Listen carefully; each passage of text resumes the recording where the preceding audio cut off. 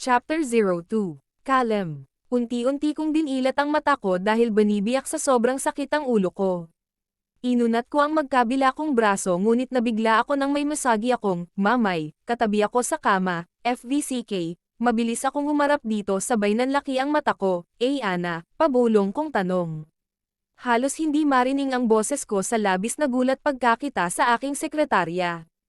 Alam kong wala itong saplot sa ilalim ng comforter dahil hanggang dibdib niya lang nakataas ang kumot. Nasisilip ko ang litaw niyang cleavage. Kalem, what did you do? Tanong ko sa aking sarili. Napahilot ako sa talukap sa aking mata, napahilamos ako sa aking mukha at mariin pumikit as if may solusyon sa kahangalan ko dahil pumikit ako ng mata. Dammit, napasabunot ako sa buhok ko dahil sa itsura naming dalawa ng katabi kong dalaga, walang duda may namagitan sa amin. What foolishness did I do last night? Ang gago ko. Pinakialaman ko si Ana. Dammit, ang gago ko. Kinakain ako ng konsensya ko para kay Ana at takot para sa girlfriend ko. Paano na ngayon? Lalong hindi ako pakakasalan Jenny, ng girlfriend ko. Kaya ako nagpakalasing kagabi sa sobrang sama ng loob sa kanya. Pero hindi naman ibig sabihin noon sisuko ako na alukin siya ng kasal. Pinili nito ang panibagong contract kaysa wedding proposal ko, FVCK. Ang sama-sama kong tao, pinakialaman ko si Ana ngunit may mahal akong iba. Napalunok ako nang gumalaw ang dalaga at nahantad sa aking mata ang cleavage nitong maputi. Mabilis akong nag-iwas ng tingin dahil unti-unti ulit nabubuhay ang hamupang init sa pagitan namin. Dahan-dahan akong kumilos upang lumayo sa dalaga. Subalit sa pag-iwas ko hindi sinasadya na sagi ko siya sa braso kaya unti-unti itong damilat. I acted as if it was normal that came between us. Casual ko lang siyang ginitian kahit nakatingin ito sa akin. Pinaseryoso ko ang mukha ko. I was too drunk last night, I said to her. I mean, parang paliwanag ko sa dalaga. Pinag-aralan ko kung sumbatan ba niya ba ako. I waited to see if she would be angry at me. Binaling ko ang tingin sa hindi ko siya makikita dahil kumilos ito na focus ang tingin ko sa labi niya. Kita kong napangiwi ito, alam ko kasi una niya itong karanasan. Pinipilit nito kumilos sa harapan ko kahit na may iniindang sakit. Kalem, kanina kapagising, paus nito tanong sa akin. Narinig ko ang pagdaing nito ng kumilos kaya nagsalubong ang kilay ko.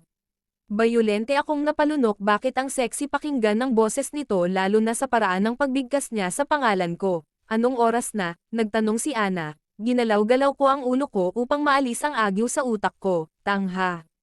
I must be losing my mind. Nagugustuhan ko na ang boses ni Ana. Hey Sir Kalem. Bakit ayaw mo akong kausapin at tingnan? Narinig ko sinamahan pa nito ng maikling tawa para lang magmukha itong okay. Muling nagsalita si Ana. Alam kong hindi mo ako gusto. Alam ko rin naman nakalimot ka pero hindi ko naman yata deserve na kahit tingnan mo man lang ay wala. Pasensya ka na, pwede ba ako makigamit ng CR? Magbabanyo lang ako, napasinghap ako, I'm sorry. Hindi ko sinasadya, sobrang lasing ko kagabi. I thought it was Jenny, saad ko sa kanya ngunit gusto kong pagsisihan na, yun ang nasabi ko, dahil tumutol ang dibdib ko parang hindi sang-ayon sa aking sinabi lalo nang nagitiya si Ana nang marinig, yun. Maya-maya nang tumikim ako umiwas ito ng tingin ngunit sandali lang. Dahil sa muli niyang pagharap sa akin ay masaya na itong nakangiti.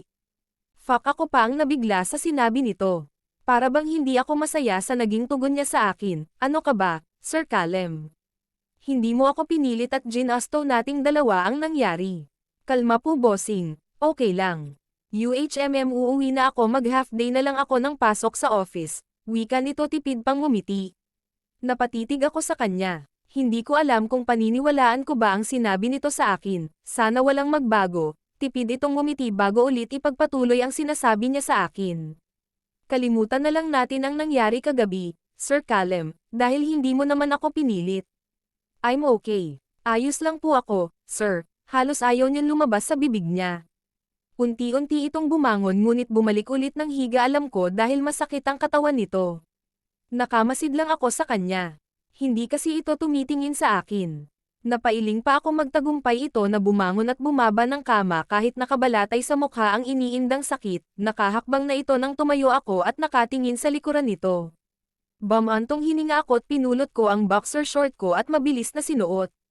Nilapitan ko ito, walang palem na kinarga. Tatawa sana ako sa hindi makapaniwala reaction nito ngunit pinigilan ko. Nagulat kasi ito nang buhatin ko nagpapababa pa ngunit sinaway ko. Sir, ibaba mo na lang ako.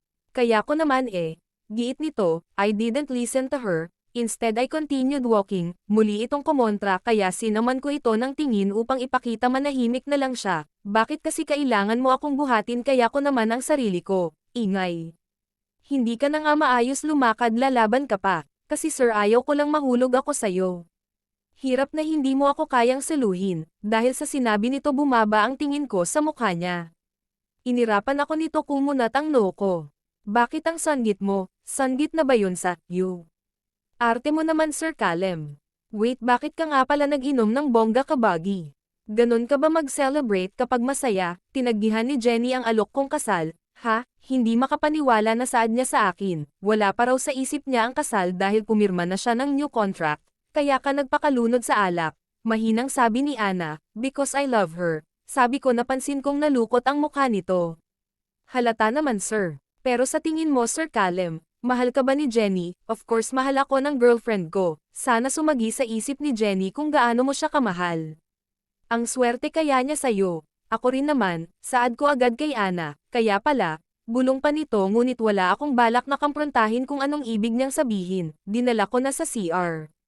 Ako na rin ang nagtimpla ng bathtub sa maligamgam na tubig at nilagay siya roon, tawagin mo lang ako kung tapos ka na. Wika ko seryoso. Salamat, tipid niyang sagot sa akin, pagkagaling ko ng CR bumalik ako sa kama at nakatungo umupo muna sa gilid. Nang mainip nagpa siya akong tumungo sa walk-in closet kumuha ng tuwalya at sa kabilang room na lang naisip maligo. Bago ako lumabas ng kwarto ko napalingon ako sa red stain na iwan sa kama ko. Sana after nito hindi magbago ang samahan namin ni Ana. End of episode 2. Follow, like and subscribe for episode 3.